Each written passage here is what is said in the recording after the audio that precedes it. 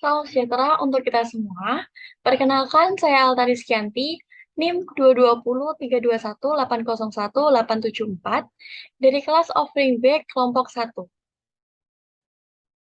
Saya akan mempresentasikan mengenai pemilihan statistik inferensial untuk memenuhi tugas mata kuliah statistik inferensial yang diampu oleh Bapak Profesor Dr. Parno, MSI. Penjelasan kali ini akan mencakup uraian materi, contoh kasus yang sesuai, kesimpulan, dan diakhiri oleh artikel yang sesuai. Statistik inferensial sendiri merupakan metode perhitungan data penelitian menggunakan rumus statistik dengan hasil kesimpulan secara umum atau general terkait populasi berdasarkan sampel yang telah dianalisis dalam penelitian yang digunakan.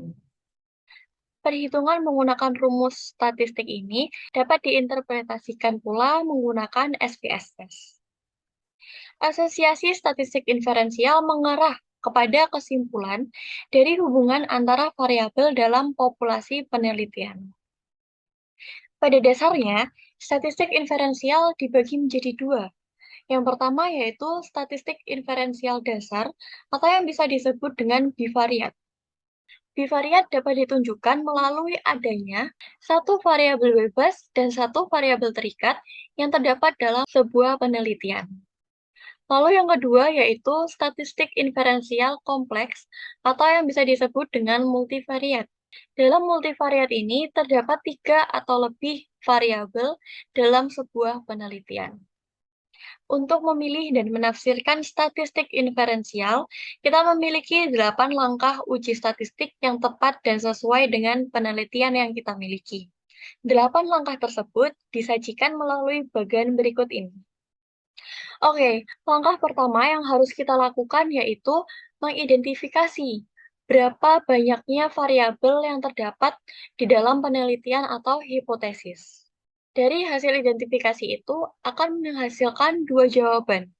Jawaban pertama adalah terdapat dua variabel, dan jawaban kedua adalah tiga atau lebih variabel. Kita bahas untuk dua variabel terlebih dahulu. Untuk dua variabel ini tergolong pada statistik dasar atau bivariat. Terdapat 3 langkah yang dapat kita lakukan untuk menentukan uji statistik yang tepat.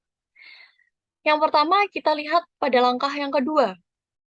Akan digunakan tabel 1 jika variabel bebas adalah nominal atau memiliki 2-4 tingkatan. A. Banyaknya tingkatan pada variabel bebas. Apakah 2 ataukah lebih dari 2 tingkatan? Seperti itu. Kemudian poin B, kita perlu menentukan desain yang digunakan variabel tersebut, seperti desain antar kelompok atau dalam kelompok, between or within. Dan poin C, kita perlu menentukan tingkat pengukuran variabel terikat.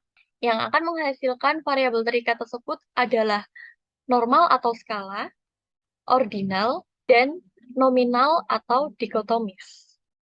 Mari kita perhatikan tabel 1 untuk memahami langkah kedua pada bagian sebelumnya. Kita perhatikan kolom tingkatan pengukuran variabel terikat. Di situ terdapat 3 jenis. Yang pertama adalah variabel terikat merupakan normal atau skala. Lalu yang kedua, variabel terikat merupakan ordinal. Dan yang terakhir, variabel terikat merupakan nominal atau dikotomis. Lalu, kita perhatikan pada kolom one factor or independent variable with two level or categories or group or sample. Nah, di sini terdapat desain variabel bebas yaitu between group. Kita dapat gunakan uji analisis statistik yaitu independent sample t-test untuk variabel terikat normal atau skala, Mann-Whitney untuk variabel terikat ordinal. Untuk jenis desain variabel di dalam grup, kita dapat menggunakan uji paired sample t-test untuk variabel terikat normal atau skala, Wilcoxon untuk variabel terikat ordinal, dan MC-Nemar untuk variabel terikat nominal atau dikotomis. Selanjutnya, kita bergeser ke langkah ketiga. Kita akan menggunakan tabel 2 atau tabel 1 baris bawah ketika kedua variabel adalah nominal. Kita lihat pada tabel 2 terlebih dahulu. Ketika kedua variabel adalah nominal atau dikotomis, kita dapat perhatikan di baris yang paling bawah, uji analisis statistik yang dapat kita gunakan yaitu P atau Kramers. Lalu kita lihat pada tabel yang pertama. Untuk pernyataan kedua variabel adalah nominal atau dikotomis, kita perhatikan baris yang paling bawah, kita dapat menggunakan uji chi-square atau MC-numer.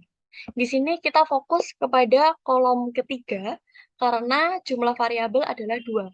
Jika kita fokus pada kolom yang keempat, itu adalah untuk variabel dengan jumlah 3 atau lebih.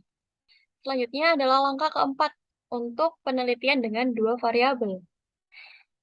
Kita akan menggunakan tabel kedua, kolom atas, jika kedua variabel memiliki 5 atau lebih tingkatan. Mari kita perhatikan tabel yang kedua.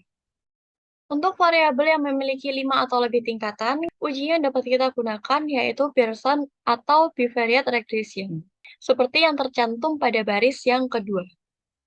Baik, itu adalah penjelasan mengenai bivariat atau penelitian dengan 2 variabel. Sekarang kita lanjutkan untuk penelitian dengan 3 atau lebih variabel atau multivariat. Yang harus kita lakukan yaitu mengidentifikasi berapa banyak variabel terikat yang ada dalam penelitian tersebut. Lalu akan kita dapatkan 2 kemungkinan. Yang pertama adalah 1 variabel terikat, dan yang kedua adalah terdapat 2 atau lebih variabel terikat. Kita akan bahas terlebih dahulu untuk 1 variabel terikat. Jika variabel terikat tersebut adalah normal atau skala, maka kita perhatikan langkah 5 dan 6. Untuk langkah kelima, ketika variabel bebasnya adalah nominal atau memiliki beberapa tingkatan.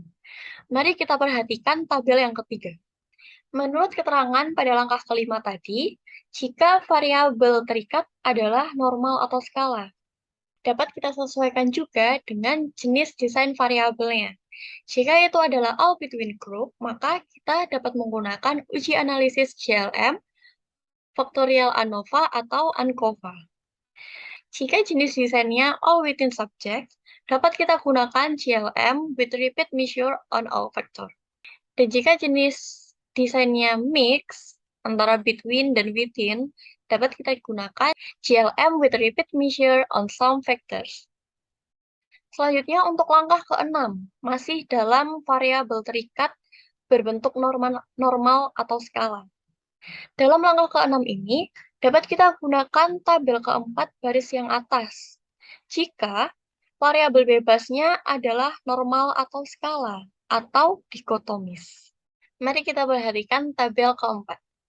Sesuai dengan penjelasan langkah ke-6 tadi, kita perhatikan pada baris yang paling atas saja, yaitu variabel terikat adalah normal atau skala, dengan variabel bebas adalah normal atau skala, dapat kita gunakan uji multiple regression. Dan variabel bebas adalah normal atau skala, atau dikotomis, atau keduanya dikotomis, maka dapat kita gunakan semuanya dengan uji multiple regression. Oke, selanjutnya kita bergeser ke langkah ke-7. Langkah ke-7 ini berlaku ketika variabel terikat adalah nominal atau dikotomis. Mari kita lihat tabel 4 terlebih dahulu.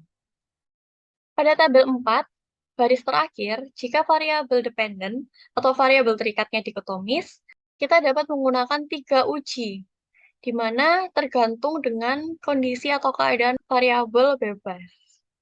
Untuk variabel bebas normal atau skala, dapat kita gunakan diskriminan analisis. Dan untuk variabel bebas dikotomis atau all-dikotomis, dapat kita gunakan logistic regression. Lalu untuk tabel ketiga, ketika variabel terikatnya adalah dikotomis, dapat kita gunakan uji log linear untuk variabel independent all between groups. Selanjutnya, kita bergeser ke jumlah variabel terikat 2 atau lebih. Perhatikan di langkah ke-8, yaitu menggunakan General Linear Model to do MANOVA. Jadi ketika ada 2 atau lebih variabel terikat, maka kita gunakan MANOVA untuk uji analisis statistiknya. Contoh kasus yang terkait. Di sini saya mengambil artikel dengan judul Virtual Classroom Critical Thinking as an Alternative Teaching Model to Improve Student Critical Thinking Skill in Pandemic Coronavirus Disease Era. Dalam artikel ini menggunakan tindak penelitian berulang, di mana adanya pretest dan posttest yang diberikan kepada sampel, yaitu peserta didik di sekolah menengah atas. Lalu, pada penelitian ini, variabel terikatnya adalah skala. Uji analisis statistik yang digunakan yaitu paired sample t-test atau uji t-test berulang, di mana menghasilkan alpha sebesar 0,05, yang artinya terdapat hasil perbedaan signifikan antara skor pretest dan posttest, sehingga pada penelitian ini disimpulkan bahwa model virtual classroom critical thinking dapat mempengaruhi cara berpikir kritis siswa di era pandemi coronavirus. Selanjutnya, contoh artikel yang sesuai. Di sini saya mengambil artikel dengan judul The Effectiveness Using Inquiry-Based Natural Science Module with Authentic Assessment to Improve the Critical Thinking and Inquiry Skills of Junior High School Student. Di mana pada penelitian ini bertujuan untuk mengetahui tingkat efektivitas modul IPA berbasis inquiry dengan penilaian otentik untuk mengembangkan keterampilan inquiry dan berpikir kritis peserta didik di sekolah menengah pertama. Uji statistik yang digunakan yaitu paired sample t-test dengan hasil di bawah 0,05 yang berarti H0 adalah ditolak. Dengan demikian, penggunaan modul ini dapat mempengaruhi keterampilan inquiry peserta didik di sekolah menengah pertama.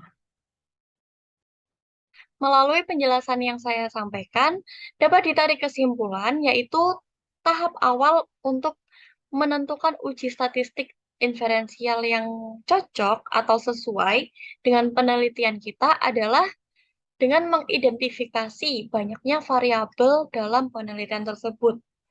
Lalu mengkategorikan jenis statistik penelitian. Apakah dia termasuk kompleks atau dasar, bivariat atau multivariat, seperti itu. Lalu dengan membedakan jenis, apakah itu normal atau skala, ordinal, atau nominal atau dikotomis. Dan yang terakhir, dengan menentukan tingkatan variabel. Banyaknya tingkatan pada variabel dalam penelitian kita. Berdasarkan dari tahap-tahap yang kita lakukan, kita dapat menentukan uji analisis yang cocok melalui tabel-tabel yang telah disampaikan tadi. Berikut daftar rujukan. Saya menggunakan 4 rujukan untuk menulis makalah dan presentasi kali ini. Oke, sekian dari saya. Kurang lebihnya saya mohon maaf. Semoga dapat dipahami dengan mudah dan dapat memberikan manfaat untuk memilih uji analisis statistik yang sesuai dengan penelitian. Terima kasih.